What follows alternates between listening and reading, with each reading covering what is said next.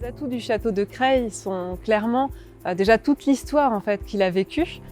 Il faut savoir que le château date du XIIIe siècle, qu'il a appartenu d'abord au comte de Clermont, puis il a été repris au XIVe siècle par le roi Charles V le Sage pour en faire finalement un château encore plus imposant, avec des tours d'angle, des pavillons et finalement une aile est agrandie.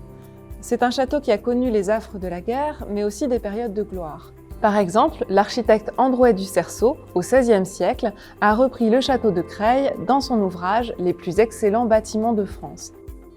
Le projet de restauration et de mise en valeur de l'ancien château concerne principalement son aile nord, qui a préservé une salle médiévale complète et également des éléments architecturaux extérieurs. Il y a un diagnostic qui a été réalisé par notre maître d'œuvre, donc un architecte des monuments historiques, et ce diagnostic nous a permis de savoir que les pierres du château sont actuellement en mauvais état, les maçonneries souffrent, et donc l'idée c'est d'abord d'avoir des travaux de sauvegarde pour permettre au bâtiment d'être préservé dans le temps.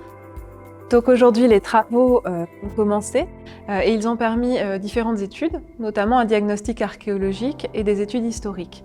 Et grâce à ces éléments, nous avons pu découvrir un peu ce qui se cachait sous le remblai de cette salle médiévale. Nous connaissons aujourd'hui la profondeur de la salle, son ampleur, et il y a eu quelques découvertes, comme des fenêtres à coups-sièges par exemple, qui sont typiques du Moyen-Âge. Donc je suis Nicolas Bilot, archéologue, médiéviste. Je suis intervenu ici à la demande de l'architecte et du projet de restauration qui a sollicité le conseil départemental de l'Oise, qui a un service d'archéologie préventive, et qui m'a demandé d'intervenir ici pour réaliser une phase de diagnostic en mars 2019, puis une phase d'étude en octobre 2019, en octobre-novembre. Et dans ce cadre-là, on étudie le site préalablement aux travaux de restauration qui sont prévus sur l'ensemble du château. Les fouilles archéologiques qui ont eu lieu ici pour le moment ont été ce qu'on appelle une phase de diagnostic. Donc un diagnostic, c'est un test partiel, ponctuel, de la surface de l'opération potentielle. C'est-à-dire qu'on teste 10-15% du site pour voir le potentiel archéologique qu'il a. Donc on a travaillé ici sous forme de sondage. On a fait des trous, des puits, si vous voulez, par-ci par-là, pour avoir des fenêtres de lecture. On a constaté que la salle dans laquelle on se tient, elle est remblayée sur environ 1,50 m à 1,80 m, c'est-à-dire que faut imaginer que normalement les plafonds sont, pour un visiteur du Moyen-Âge, 1,50 m plus haut. En fait, c'est nous qui marchons 1,50 m trop haut. Donc on marche là dans une salle qui est remblayée au fur et à mesure qu'on a modifié son utilisation.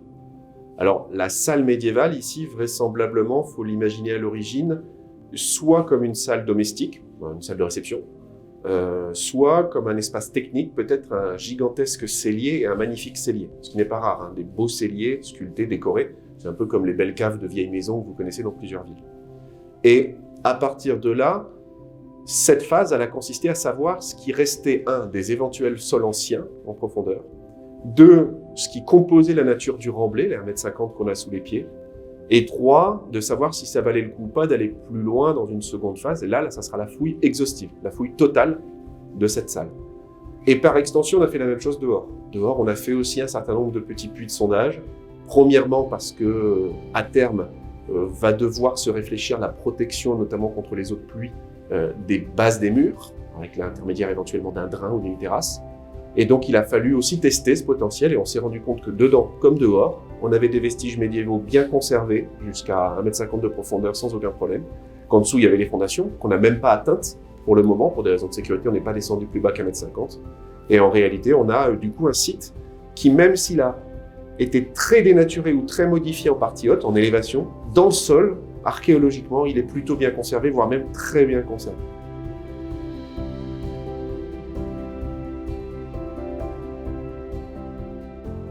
En fait, il faut bien imaginer que la plupart du temps, quand on a un monument qui a 800 ans, on n'a pas vraiment un monument, on en a plusieurs. C'est-à-dire qu'ici, on a plusieurs châteaux empilés, remaniés les uns sur les autres.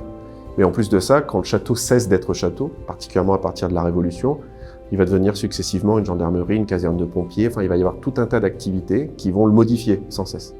Et on va aussi modifier les abords. C'est-à-dire que par exemple, tout près de ce château, juste en face du château, il y avait une très grosse église, une collégiale. Et cette très grosse église a été démolie, démantelée progressivement au XIXe siècle, puis on a mis un coup d'arrêt définitif au début du XXe siècle, en 1902. Et les blocs qui sont là, c'est les derniers blocs, les derniers vestiges de cette église-là. De la même manière, tous les murs qu'on a autour de nous, ils ont été remaniés, modifiés, transformés régulièrement. Par exemple, les voûtes que vous avez là sont des années 1220-1230. L'archère que vous devinez là-bas au fond, elle date d'un siècle et demi après. Elle date à peu près des années 1360-1380. Donc on a plusieurs couches de modifications successives. On a créé des portes, on a bouché des fenêtres, etc. Et le job de l'archéologue, c'est aussi d'essayer de comprendre ça, d'expliquer ça, et puis de le présenter à la maîtrise d'œuvre pour qu'il restaure mieux, en comprenant mieux les différents destins du bâtiment.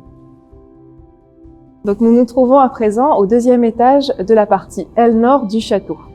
Donc cet étage en fait a été créé au moment de la caserne des pompiers, peut-être même avant, puisqu'il y avait des logements qui étaient réservés aux pompiers à cet étage, comme peut le montrer aujourd'hui le papier peint qui reste encore sur les murs. Cet étage-là est une création moderne. En fait, elle correspond à l'étage inférieur, le premier étage, et à la grande salle de l'ancien château médiéval. Cette grande salle servait au roi à accueillir ses convives, par exemple, et il pouvait y accéder par la porte qui se trouve juste derrière nous. Évidemment, comme le bâtiment a été coupé en deux, vous constatez juste que nous avons la partie supérieure de visible. Nous avons également les conduits de cheminée qui sont présents de ce côté et qui permettent de deviner la présence des cheminées à l'étage inférieur, donc dans cette grande salle. Au niveau du sol, nous avons découvert, lors du diagnostic archéologique, un plan technique. Donc aujourd'hui, nous travaillons pour essayer de deviner à quoi il peut correspondre ce plan, peut-être à l'escalier central du bâtiment qui a été réalisé au XIXe siècle. La première chose que l'on voit de l'ancien château médiéval, c'est cette tour d'entrée qui finalement est néo-gothique. Elle a été construite en 1871 pour le propriétaire du château de l'époque, Ernest Gallet. Donc on regarde de près cette tour et l'on constate finalement un monogramme G et également donc la date 1871. Alors quand on observe cette façade, il y a 3 éléments majeurs qu'il faut se figurer.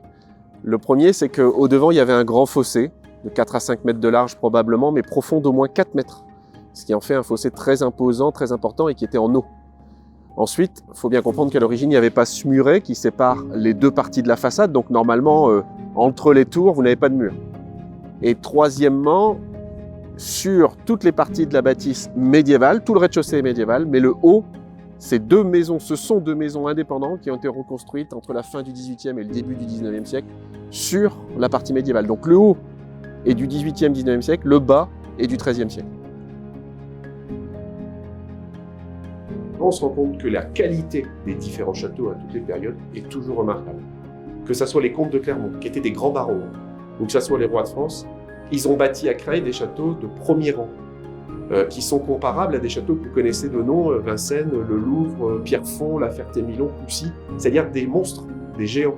Et Creil, c'était un château princier important. C'était un des 4 ou 5 châteaux royaux du royaume de France les plus importants en surface, en élévation. C'était un monstre absolu, posé sur une île, donc il avait les contraintes d'une île, mais il était remarquable du point de vue de l'esthétique et du point de vue de la conception.